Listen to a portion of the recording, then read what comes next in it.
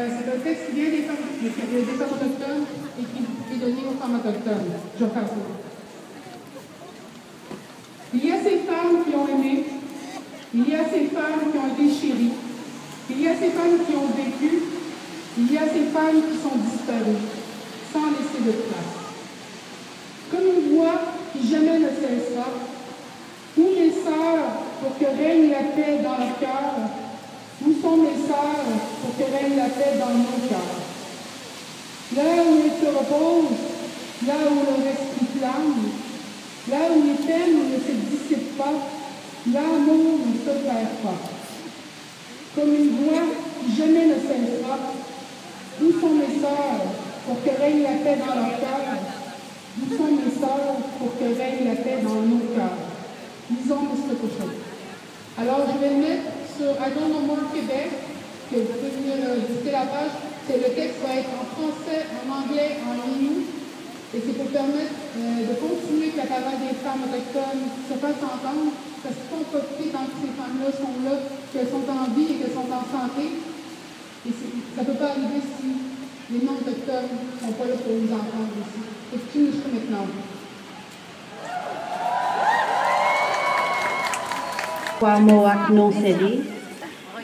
C'est important de le faire parce qu'on a encore tellement de travail à faire pour établir un lien comme il faut, un lien égalitaire, un lien qui reconnaît la place que occupent les peuples autochtones au Québec et au Canada. Alors, je suis ici ce soir pour parler de qu'est-ce qui se passe un peu partout au Québec en ce moment, c'est-à-dire que on a vu aller Missing Justice à Montréal depuis plusieurs années. On a vu des femmes partout au Canada se mobiliser pour dire que cette situation des femmes autochtones disparues et tuées était absolument inacceptable, qu'il fallait que ça change. Et on ne voyait pas la même mobilisation partout au Québec. Et là, avec la Marche mondiale des femmes cette année, on a décidé avec Femmes autochtones du Québec de faire appel à toutes nos communautés partout au Québec pour organiser des vigiles. Alors, il y a eu une collaboration entre Femmes autochtones du Québec qui ont des représentantes dans chacune des nations avec des femmes québécoises de la coordination de la marche dans toutes les régions pour organiser pas moins que 15 vigiles dans toutes les régions du Québec. C'est extrêmement important qu'on élargisse cette lutte parce que très souvent les médias parlent de cette lutte comme étant une question qui touche d'abord le Canada et pas les femmes autochtones sur le territoire ici.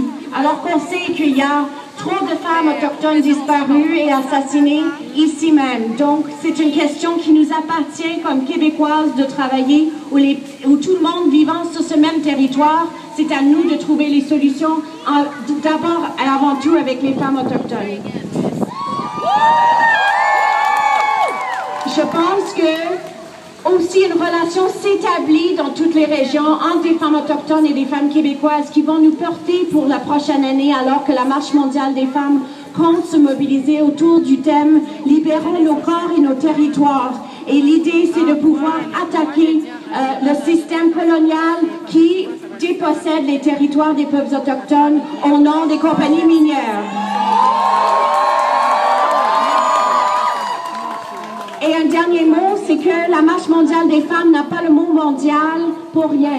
C'est un réseau qui existe, une coordination qui existe dans une cinquantaine de pays. Et vendredi matin, nous avons envoyé un appel urgent d'aide à tous ces réseaux des femmes de par le monde pour dire, écrivez à M. Harper pour dire à quel point c'est essentiel qu'ils tiennent cette enquête publique pour qu'on regarde les causes de la disparition des meurtres des femmes autochtones. Alors nous pouvons compter sur les sœurs à travers le monde qui comprennent très bien qu'est-ce qui est en jeu ici. Les femmes au Congo, où il y a aussi une coordination de la Marche mondiale des femmes, savent très bien comment on s'en prend aux femmes pour mieux prendre possession du territoire pour piller les ressources naturelles. Les femmes au Mexique, au Ciudad Juárez, où il y a une coordination, savent très bien comment les mondes criminels utilisent la violence envers les femmes pour prendre mieux possession du territoire. Alors quand on regarde ici, les femmes d'ailleurs dans le monde comprennent très bien cette lutte des femmes autochtones ici parce que c'était une histoire coloniale pour prendre possession des territoires. On s'en est pris aux femmes. Et donc, tout à l'heure, nous avons entendu des personnes, des femmes autochtones dire que nous avons une responsabilité pour interpeller nos gouvernements par rapport à leurs actions, alors nous répondons présentes.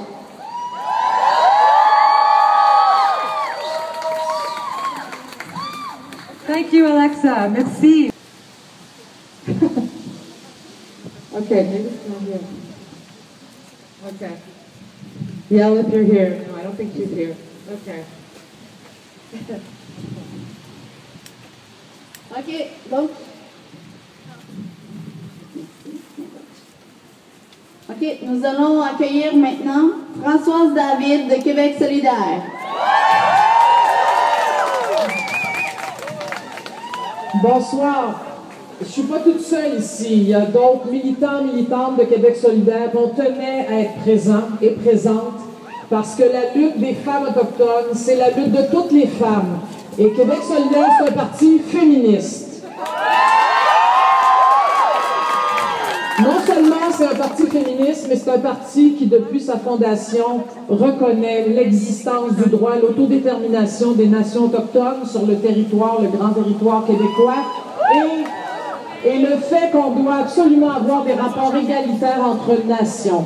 Moi, je pense que ça, c'est très important. Ça se passe entre les femmes, ça se passe entre les nations, des rapports égalitaires. Mais je voudrais surtout dire ce soir que si cette lutte des femmes autochtones pour avoir une enquête publique, pour comprendre les causes de ce racisme institutionnalisé à l'endroit des femmes et des peuples autochtones, si c'est si important, bien d'abord, c'est parce que c'est une question de dignité pour les femmes et les peuples autochtones, mais aussi parce que ça touche toutes les femmes au Québec.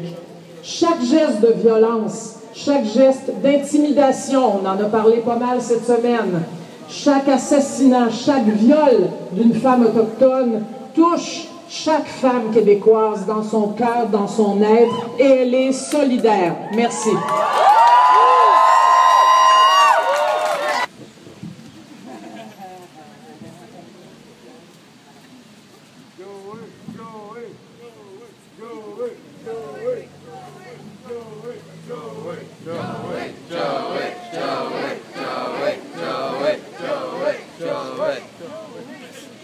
Sisters in spirit, sisters in spirit, sisters in spirit, we stand here for you. Sisters in spirit, sisters in spirit, can you feel our tears? Sisters in spirit, sisters in spirit, free us from this pain.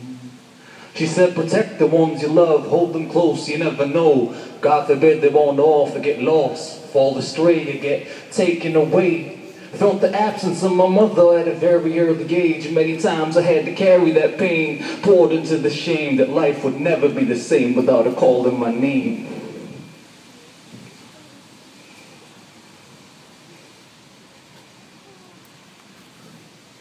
A pain that is shared by many others, sisters, aunties, mothers, grandmothers, brothers, uncles, fathers, grandfathers, left in somber grief. So we grieve, a process which is never easy. But for how long must we grieve? How many more need to be added to that process? How many more calls for national inquiries need to be made? How many more times will the victim be blamed and shamed by the overseer unwilling to investigate the case? How many more have to suffer? By now I'm sure you've heard the demands echoed across this entire nation, or rather, this land that we're borrowing from our future generations. Not one more. Not one more. Not one more! Not one more! Not one more! Not one more! Not one more! Not one more! Not one more! Not one more! Not one more! Say not one more.